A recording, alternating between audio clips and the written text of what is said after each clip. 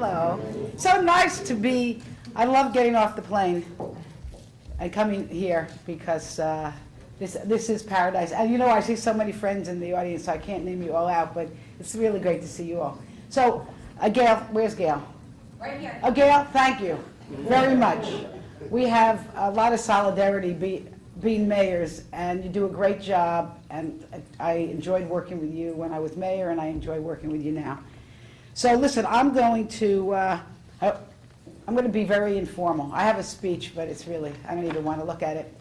I see Bill Diamond, Dick Clyde, just to thank you for your service.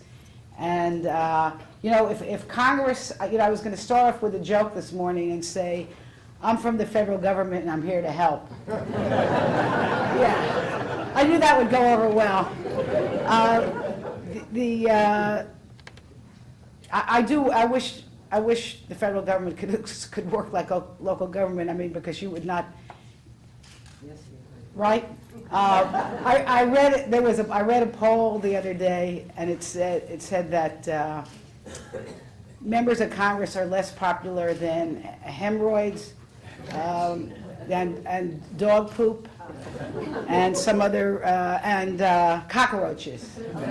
So I was really feeling bad, but then it said we're doing better than the Ebola virus. So I really, you know what? It's no wonder, because I just want to say this: shutting down the government was irresponsible.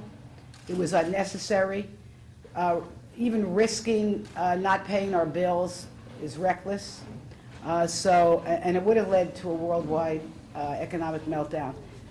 So, you know, I can see, you know, if I'm sitting where you are, you're looking at Washington, D.C., and you see us as a body that is, you know, the crisis of the week, right, that we're trying to deal with. You know, we're not solving problems, that we're playing gotcha. I mean, if your city council ever, if you acted like we did, Bill's actually agreeing with me, you'd be out of business real quick, right? Right. And you know, and the fighting is not just partisan. And I try to give my remarks to my constituents, even though I am a Democrat, the fact of the matter is I have a lot of Republican friends, and I have a lot of respect for both sides of the aisle. And I just want to try to tell you like what it is up there right now. There are about 30 Tea Party members who are frustrating everybody, not just Democrats, but mainstream Republicans. And there are these outside groups that are controlling the politics. And I don't mean to offend you if you're a member of these, because here's what I want to say. I'm also on the Foreign Affairs Committee. I've had an opportunity to basically travel around the world with members of the Tea Party. And I can tell you this, that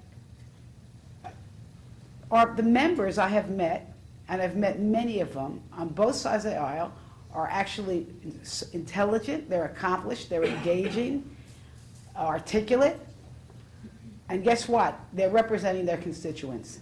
And therein lies the dilemma right now in Washington, because we have a very diverse country, and people are representing districts, some that are very gerrymandered. They're representing their constituents, and some are coming in with a very hardcore, uncompromising stance on many topics. And so who's to say they're crazy? I mean, I hear people say, well, you know, if you don't agree with some, they're crazy. No, they are sincere, and they're representing their constituents.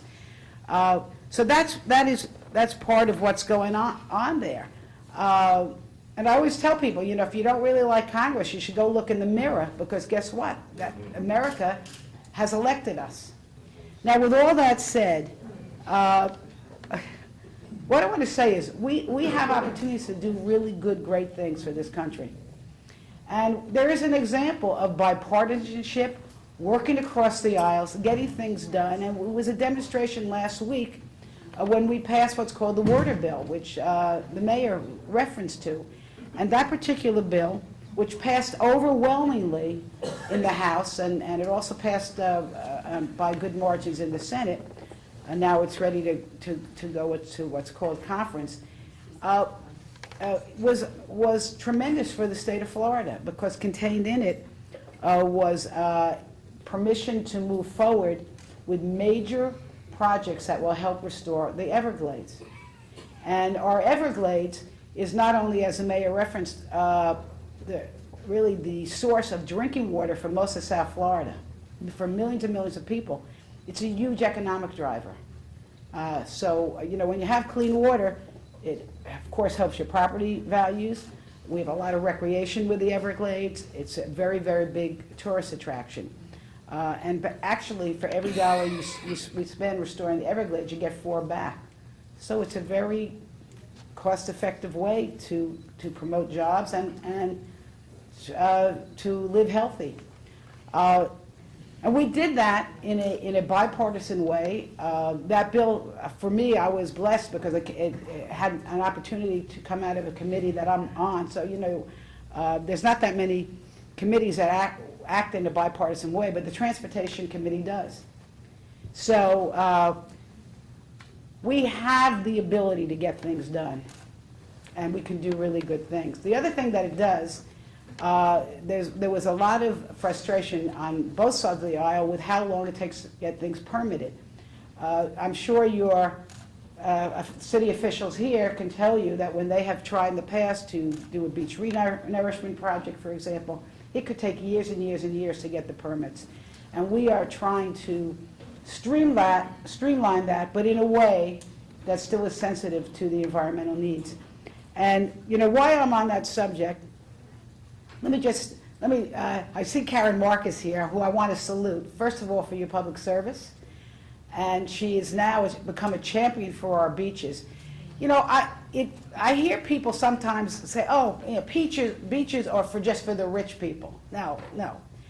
Could you imagine a South Florida, or I can take you to lots of parts in the country where this would be true, without our beaches? First of all, the people who live on the beaches generally pay very high taxes that go to many government services. Beaches help protect the shoreline. And you could, folks who live in South Palm Beach, in Singer Island will be the first ones to raise their hand to tell you that, right? Beaches are a huge magnet for tourism. Do you know that our beaches in South Florida are a bigger destination than even Disney World?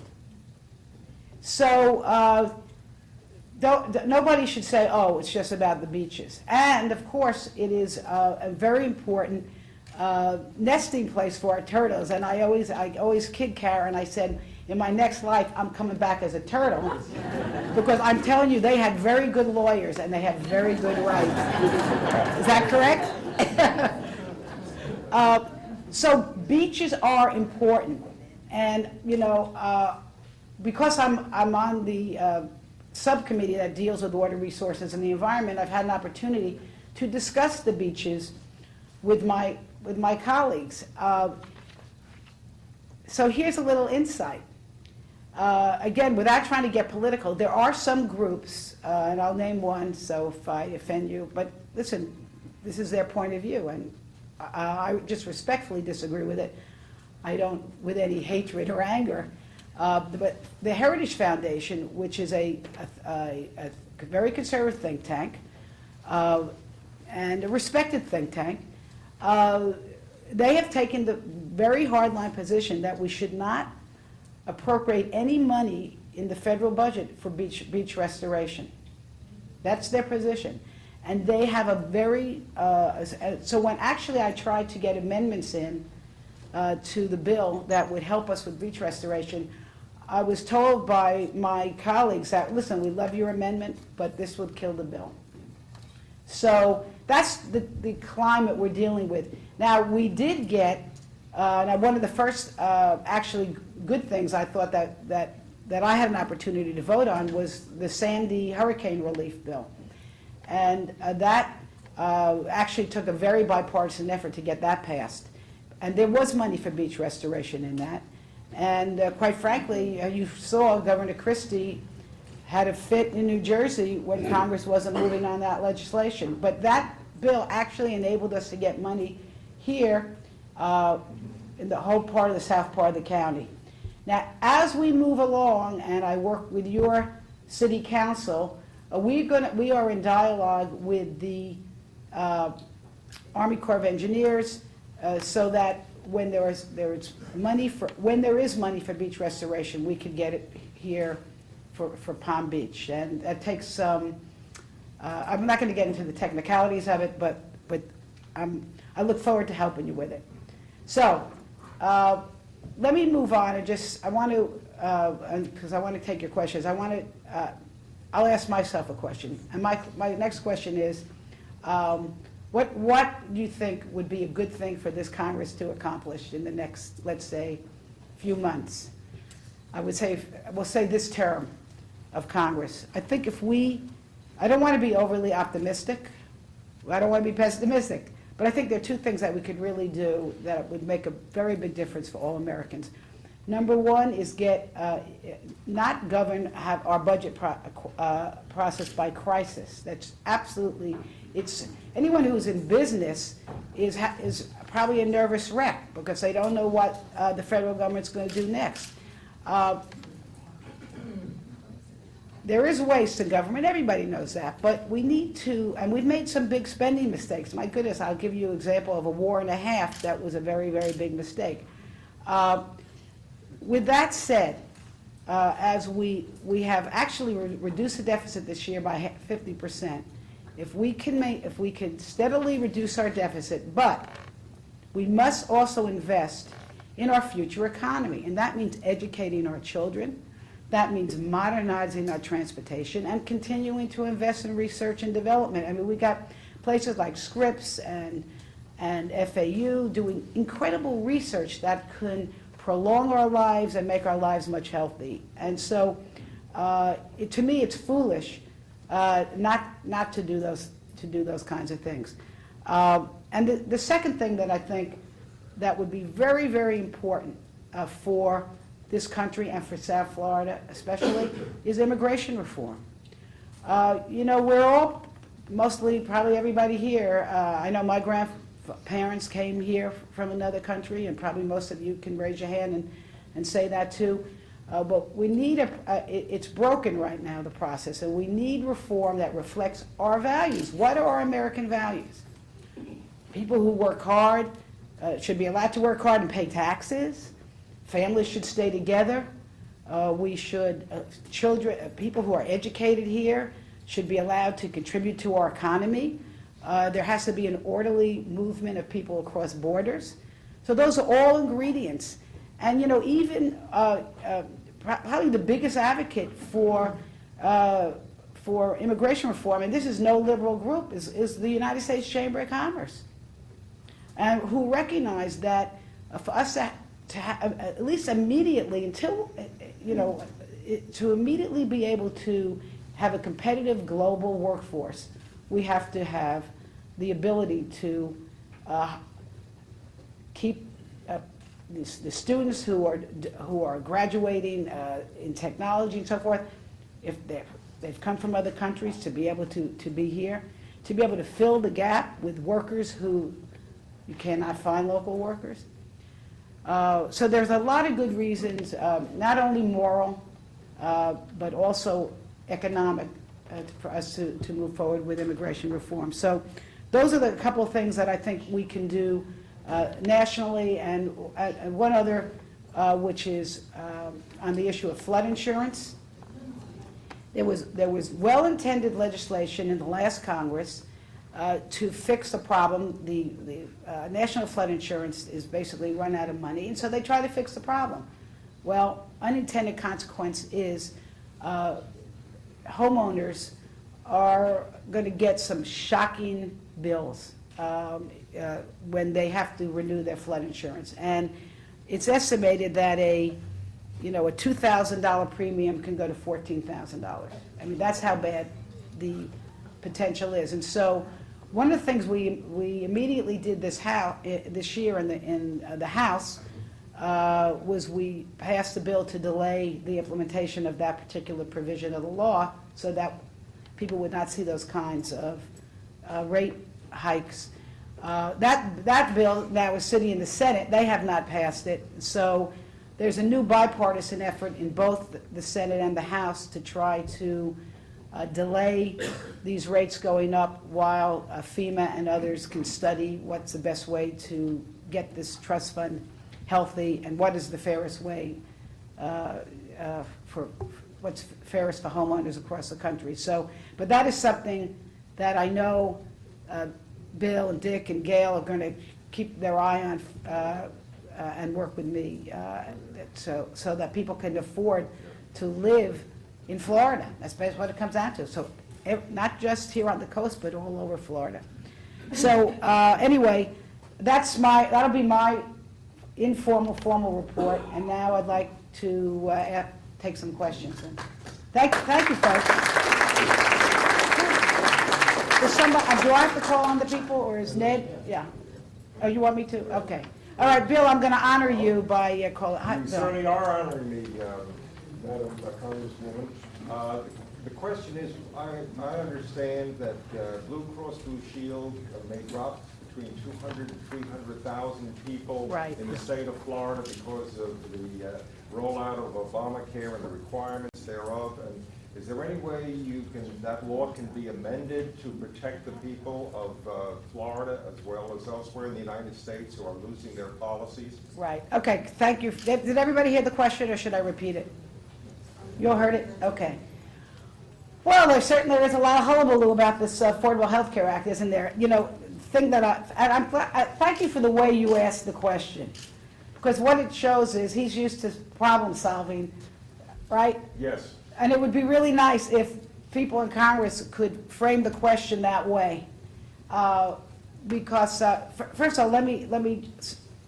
When people ask me about the Affordable Health Care Act, I have to emphasize first one very important point is that I think access to affordable health care for everybody is a very important thing to have a good quality of life. Probably most of the people in this room have access to affordable health care, but many, many millions of people don't. I mean, millions and millions of people, especially, and even here in Florida. And so, you know, if you think about it, if your grandchild or your child had an earache or your sister had breast cancer, your husband or your brother had a heart attack, certainly you'd want them to be able to go to a doctor. Well, for millions of Americans, they can't do that. So I just want to say that the mission of trying to bring access, to me, is a good mission. Now, there have been obviously some can I say it? You know, some. Well, the website's not working properly. I'll put it that way. Okay, and you know that is really is very disappointing, without question. We're told, and I can tell you this: both Republicans and Democrats have asked very hard questions. I will be on a telephone conference this afternoon with the Chief of Staff, President Obama's Chief of Staff, on a conference to discuss this very issue. They have to get this fixed. And the reason they have to get this fixed is because the concept behind the Affordable Health Care Act is the more people that get covered, and especially getting to the younger population, the lower the premiums can be for most people. And there's a bonus, which is there's no discrimination against women. There's no precondition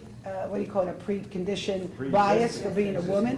Pre-existing condition. You can't deny because of pre-existing condition. You can't drop once you get to a certain amount of expense for an illness. Kids who can stay on their parents' insurance until is it age 26? I got an insurance expert here who's helping me.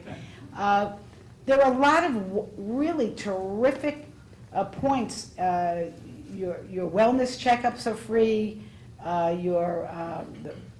For women, birth control is without a copay. There's a lot of really good parts to the Health Care Act. It cannot work unless people get signed up. Now, the issue that you bring up, Bill, which was my understanding is that Blue Cross Blue Shield sent a letter here in Florida to many of its policyholders saying that I guess they either have to get a new policy because of the Affordable Care Act. The reason for that is that the Affordable Care Act requires some of these conditions that I just mentioned to you about. Now, what our expectation is that the folks who are getting these letters are going to be able to enroll and get better, actually get the same, better insurance. Now, he's making all kinds of faces to me, so that you cannot see this, all right? Until we get this web page fixed, You won't know. we don't know. So here's what Carol's gonna, I'll call on you. The new policies are, there is ways to access new policies independent of the website. Okay, that's right. That is correct. There are new ways. There are ways to access it. There's a phone. You can go. There are places to go. You can make phone calls and so forth. There are Florida healthcare websites that have the policy prices and so forth. Okay. So the other thing is that I want to say is that there were a number of states that set up their own website because their state government cooperated on this, and they're doing much better. They're not having the big problems we have with the website. So here's what I want to say, now to answer your question, and this is how I think Congress should operate on both sides of the aisle. If there is a problem, you try to fix it instead of becoming talking heads on television. So I'm here to say, I want to give it an opportunity to try to work. If it does not seem to be working, once this web page is up, then we should go back to Congress, sit down around the table, and figure out how to fix it. That's reasonable. all right. To me, that's reasonable. All right. Thanks for. I'm sorry for that You're long very ending. welcome. There was someone over here. Yes. I was going to ask you, do you think the members of Congress who are in the Tea Party will attempt whether funding the next ceiling? Okay. And also, if you can go into your women's economic agenda, that you can. Okay. All right. I'm going to repeat the question. Okay. The question was, do I think the Tea Party folks are going to try to shut down the government again with by defunding Obamacare? And then it's a little bit about the economic agenda for women. No, I do not. I do really think that Congress, if anybody tries to shut down the government again, really, they need to be put in a straitjacket, I really think. Because there was nobody, it was so overwhelmingly the ridiculous, unpopular thing to do. So I do not think they will. Let me had one other question. I'll answer that quick because you got two questions in. So I'll tell you what, I'll hold that question and I'll come back to it and I'll get someone else. Yeah, Rick. Just want to give you a suggestion, Lois. Okay. State of California, I think I heard it on the radio yesterday. Mm. The Blues pushed back forcing the people to change the policies until March, and he gave the people some breathing time. And I think in my office, I'm getting phone calls on a daily basis, and people are scared of that. Yeah. Because A, they don't know what the price is going to be. Right. And they're worried, especially the people that are sick. And I just make that as a suggestion to you. Okay. Thank you. What Richard Bernstein here, I'll give an advertisement for you, who was really one of the top, top healthcare insurance agents in the world. I'm going to give you that much. It's true. I've known him a long time. It's true. He had a suggestion about perhaps delaying giving an opportunity for people to get their insurance correct. I think it is a 6-month rollout, and I don't think there is actually a deadline till January. Is that correct? I have my expert in the here. March 31st. March 31st. Okay. It goes to March 31st. Okay.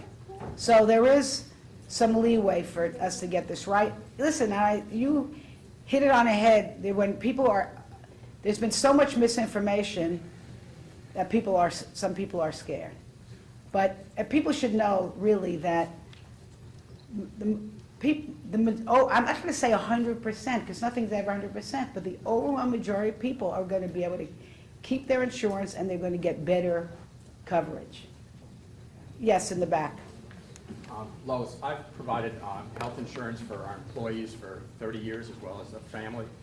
In the last 4 years since healthcare reform, and despite a recession, our premiums have gone up 10, 12% every year, supposedly because of the healthcare reform initiatives. This year, we just got our new quote, and we don't have the Rolls Royce of insurance that Congress and the Senate has. We have a regular policy for all of our employees, and our rate increase for this coming year is going to be 30%. That makes it the unaffordable Care Act for us. And what I've seen is that many of the larger employers are telling their employees that they're going to have to cut from 40 hours to 29 and a half, and that's not going to be helpful either.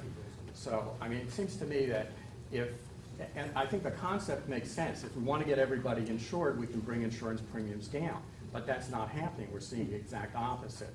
So I think if we really want to get everybody insured, put everybody in Medicare or some other program, and you solve the problem.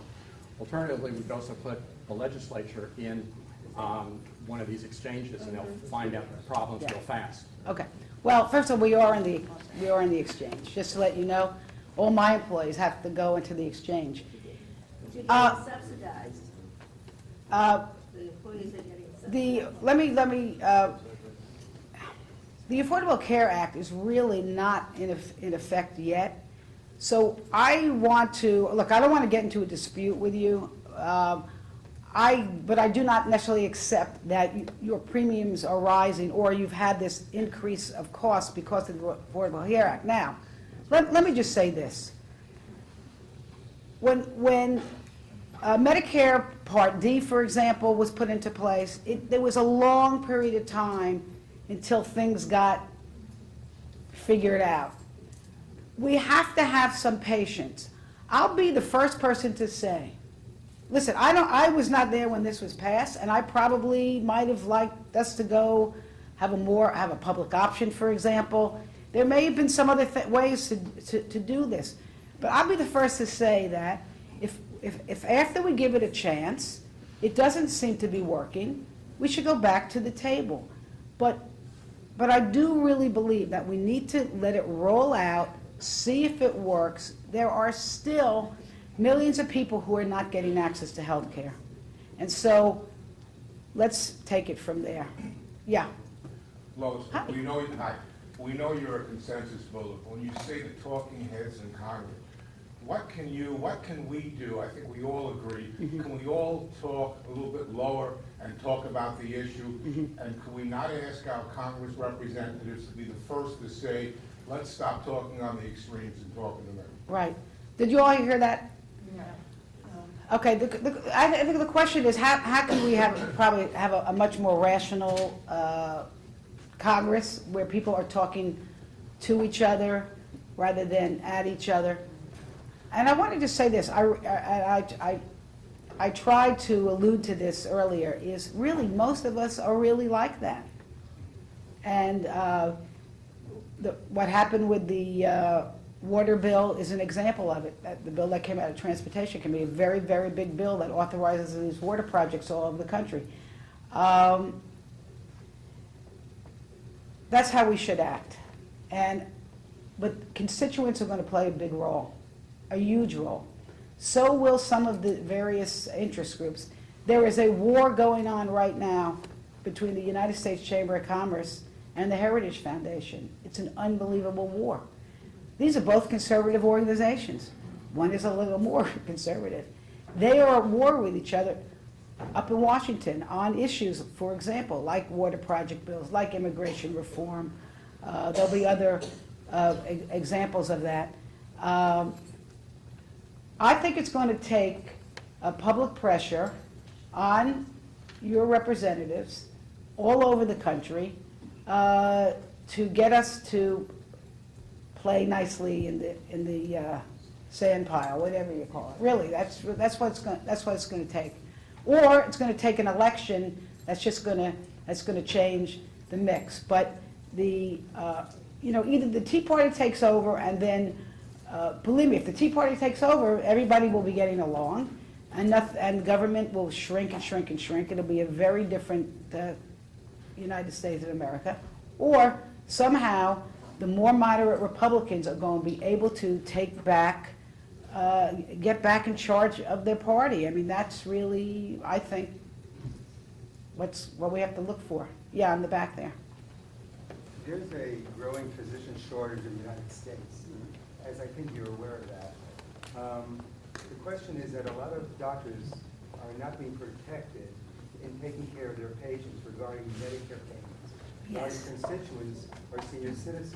Right. A lot of the doctors are opting out of Medicare. Right. What are you doing? And recently, AARP, who has their own health care, has dropped 1,000 doctors in the state of Florida. Right. Just AARP in the state of Florida. Right. So I'd just like to know what you're Thank doing you. to help. That is a very, very important issue.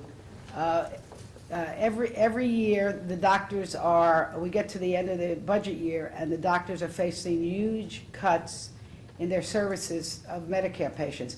I personally just signed on a letter to the Budget Committee asking them not to make those kinds of cuts. I mean, we actually going to be addressing that issue coming up soon. You know, this is something that people probably, and maybe people in this room won't be surprised, but taking care of our senior population, making sure the doctors are available to take care of our senior population is not only the right thing to do morally, of course, but for Florida, economically, you know, the second biggest economic sector in this state is what? What do you think it is? It's seniors. It's senior citizens who buy 50% of the homes, who spend, you know, millions and millions on health care, who and everything else. Go to the restaurants, you name it, who are our visitors and tourists. So our seniors are a huge asset, not only in terms of their experience, their volunteerism, giving to charity, you name it. I could go on and on and on. And so making sure that we have the healthcare professionals to serve them is very important to me and to many of our colleagues, and I can tell you that issue is on a front burner as we come into the budget. Thanks for asking that. Karen? Can you give us a status on the port dredging? Which one? Right here. Oh, I'll reach out. the question is there a status on port dredging? I am not, in my last conversations with them is that they don't really have the money to do port dredging. Now, for the federal government to be involved with port dredging, we just did part of this water bill that we passed, authorized some huge dredging projects in Miami, in Port Everglades, in Fort Lauderdale, and in Jacksonville. These are all locations that have matching money. And so what I have told the port, I don't know, I know the Mayor Caniglio was at these meetings, is that you have to get community support and you have to show local interest and local money in order to go forward with dredging projects. Yeah. Lois, Hi, you've Robin. always been known as a voice for women and children, and Yeah. I know that you've been doing some work on human trafficking. I was just wondering if you could give us an update on Okay. that issue. Well, thank you, and I'll also answer your question on, well, I think it's, if any of you have ever seen any of the 60-minute stories or shocking about human trafficking, and I also get to sit on the Foreign Affairs Committee, which is an amazing committee, and to hear the stories of children, not only in sex trade, but labor, how they get trapped in literally as slaves in factories all over the world. And every country most countries are supposed to be doing something to stop it. We haven't gotten a handle on it. Right here, locally, we have service centers who are working with especially with young women who have been enslaved. I mean, it's really It's very shocking. So it's an issue that I'm following, but I think the first thing that has to happen is the public awareness. Let's take a poll here. How many of you are aware of this enormous issue of just human trafficking? Okay, so a lot of you. So I think as the public awareness escalates, there'll be more action. You asked me a question about the women's economic agenda. What's happening in Congress, the folks who have been hit the hardest by what our sequester, I don't know whether, that's a whole other story, but in the last Congress, they passed a budget at the last minute in order to avoid a shutdown, a meltdown, and not paying our bills. They passed legislation that the Congress, both parties agreed to across-the-board cuts. And it's sort of a mindless way to cut your budget. Because let's say if you had to pull back, you would look at your budget and you say, well, maybe I can pull back on a vacation, but I still have to pay my kids' education, college tuition, or I still have to put food on the table, pay my mortgage, whatever. You would go and prioritize how you spend.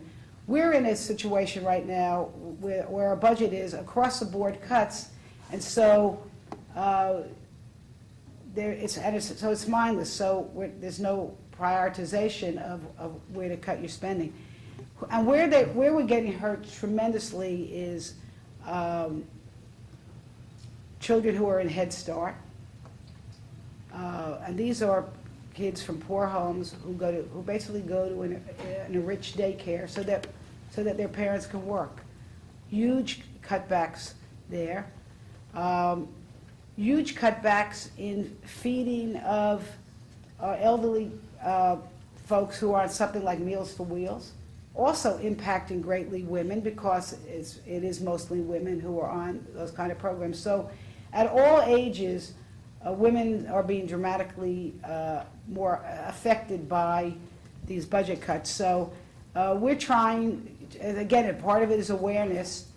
We are going to have a forum today with the Women's Chamber of Commerce to highlight some of the economic issues of just fair pay, also what happens to a woman when she takes maternity leave and so forth. Because let's face it, the well-being of both women and men in the workplace affect everybody. Yeah. I thought Mayor Knickman started the meeting off very appropriately with a suggestion that you work on balancing the budget. Yes. But I was wondering in that context what your thoughts are on some of the issues that Simpson Bowles have outlined. I know it's kind of faded in the past. Yeah. So the question really, and I think there's been quite a bit of talk in the past about what's called a grand bargain, where you put on the table cuts to Social Security, to Medicare, perhaps raising some revenues with tax reform, and handling your budget that way. Let me just say this, politically, I'm not overly optimistic that this Congress can do that. And I don't say it disrespectfully, I'm just saying it. I'm sure they can. I was wondering what your position is. Yeah, so my position is this. First of all, let me just I'll start with the Social Security and Medicare, and I'm going to say this unequivocally. I am not for cuts to either program, and I will go to the mat for that. And I think I explained my position earlier, especially for Florida. We need to keep our seniors secure, because it will affect everybody if they are not. Now, with that said, we have to be mindful that at some point we have to do something to secure the trust funds for both Medicare and for Social Security. But I do believe, and I will advocate, that we do it in a way without cutting benefits. And we have to look at the cap on the tax structure for Social Security, and as for Medicare, the best way to protect Medicare is to figure out how to lower the cost of health care. And there are many, many strategies. It would take me a long time to go into it. I don't agree that we should take it out on health care providers. I will tell you that. And you, the gentleman in the back, referred to that. But whether it's healthier living, paying health care providers for results, not a fee-for-service type payment, but also investing in research and development. You know, if we could prevent diabetes, Alzheimer's, or we had reasonable cures for them, our healthcare costs would go way down. So as for the rest of the grand bargain, I just think that it needs to be a combination of smart spending, some revenues, which could be handled, I think, with tax reform that should be based on fairness and economic growth. In the back, yeah. I have a question, and be servicing as a private citizen. I recently was at a fundraiser for Share Our Strength, No Kid Hungry. And that organization says that there are 16 million children in this country who are hungry, despite the fact that 1 out of 7 people in our country receive SNAP benefits. Is there a way that Congress can make that distribution of food stamps more effective? Well, that's a very interesting, I have not heard that, but everybody should know that there are a lot of hungry children in this country, and a lot of people, you should also know that if we make the kind of cuts to the food stamps that our Congress is, not the Senate, but the House is trying to make, there will be millions and millions of more children who will be hungry. It's probably one of the worst days for me that I was in Congress when I saw our House vote to cut the food stamp program by about $40 billion over the next 10 years. And most of the fact of that is most of the folks on food stamps are children. So, I mean, I'm happy to look at that. Children should not go to bed hungry. And if you want them to go to school and be productive in school, they better have a good breakfast and then a good lunch. And I remember those days.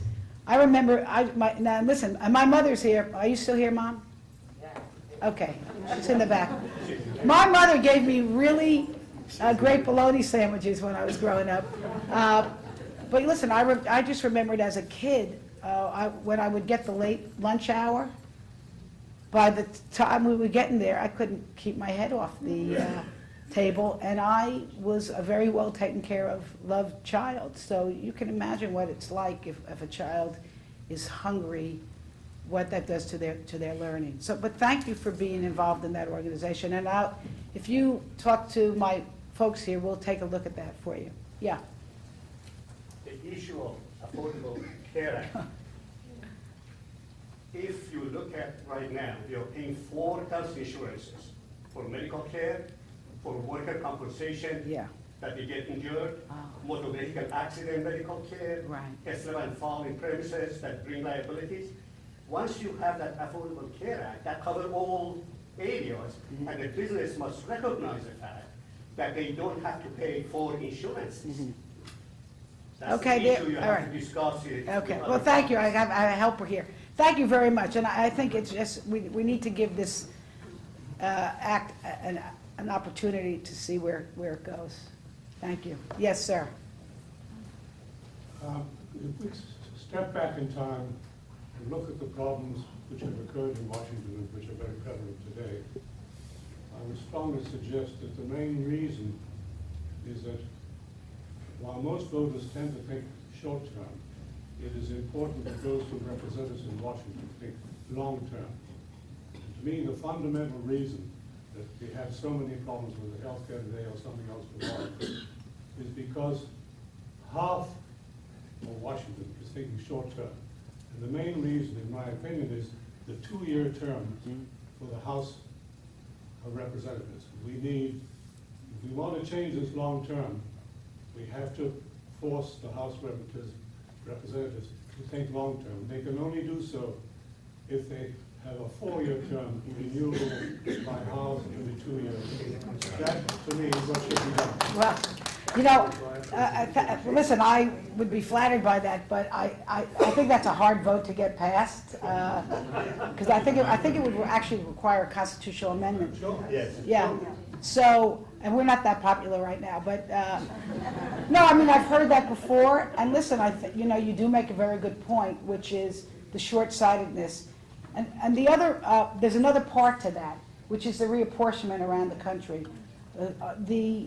The districts are drawn in most states in such a way to heavily favor one party or another.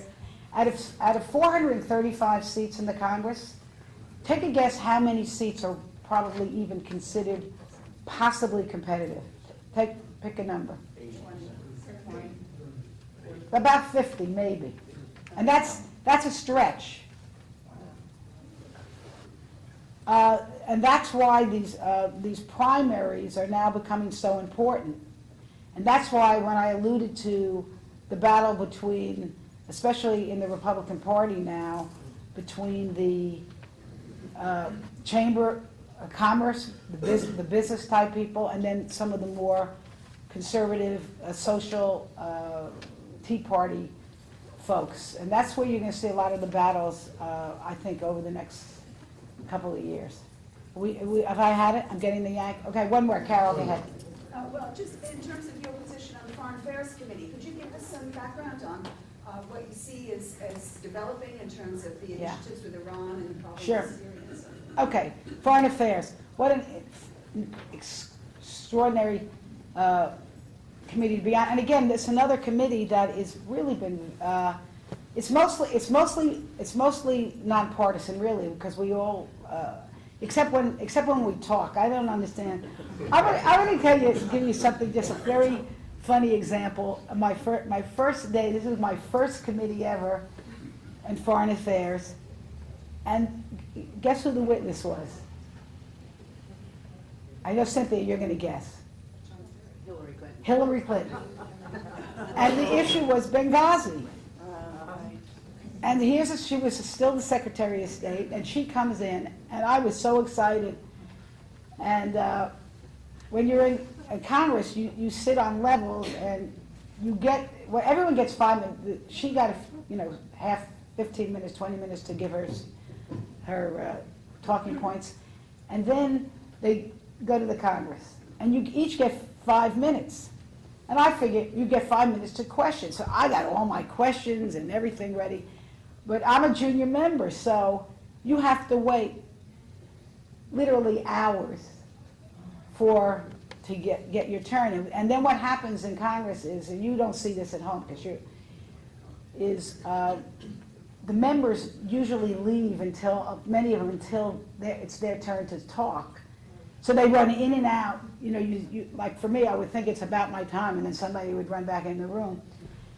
But what shocked me, and I guess it shouldn't, is that each member on both sides of the aisle, instead of asking the Secretary of State, questions, all they were doing is screaming. They were like, the Republicans were screaming at Clinton, and the Democrats were screaming at the Republicans, and they were all making it was like, okay, who could get the best YouTube soundbite today? So what I found out, though, is that the real action does not go on in what you see in front of the camera at all. It just doesn't. Well, let me tell you one thing that we were able to do that came out of that hearing that probably no one ever heard about, never read about, or whatever, on a bipartisan basis. Trey Riddell, who is a Republican, very conservative, lovely guy from the west coast of Florida, he's a freshman like me. He was probably sitting there as shocked as I was. And Hillary Clinton was asked, what would she suggest in order to improve security? And she said, one of the things she said over the shouting and screaming of everybody who was there was, we have to give the lowest bidder the security contract.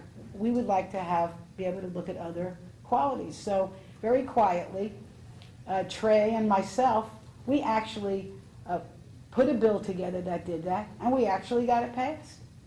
So, and it's actually the law. So, no, we're not the only amazing people. I'm just telling you that you're not really you don't see everything. But I have the one great thing about not only I've got to travel around the world, and I travel. You travel a bipartisan. I went to Tokyo, Abu Dhabi, Cairo, and Brussels with Michelle Bachmann, and 5 members of the Tea Party, and 1 other Democrat. And I want to tell you what, we got along great. And we don't agree on a lot of things, but it's collegiate. And we got to go around. My visits with foreign leaders was before the shutdown, because once they shut us down, they stopped our travels. But one thing I found as I've gone around the world is how really respected America is, and how powerful we are perceived. We are still perceived as the leaders in everything. Now, I have not yet been out there since this shutdown. I could tell you this shutdown did not do us any good in terms of our image, because the leaders are out there are probably, could you imagine now we're trying to tell Egypt how to run their quote-unquote democracy or their representative government. And it's like, you lose a little bit of your pizzazz or your credibility when you can't keep your own government open. But the fact of the matter is, we've persevered a lot in this country, and it's still a great place to be. And for me, I tell people, I fight with my colleagues all the time about one thing: who really represents paradise? And I say it's me. And I know this, that at the end of a week, no matter how it's gone, I'm getting to a much better place. And it is an honor and a privilege to represent all of you. And I want you to know, regardless of what side of the aisle you are on, my office is open. I am accessible. My team is accessible. Stephanie can wave. She's my Palm Beach outreach. Felicia is my district director. We are very accessible. We help you. Little things. You need a visa. You're having trouble with a passport. You have an immigration problem, Social Security, anything federal, and even if it's not, we'll get you to the right place. We are here to be hands-on. It's not just about passing legislation. It's about helping you get through the bureaucracy of the federal government, making life better for you in the ways that we can. Again, thank you for your time and attention.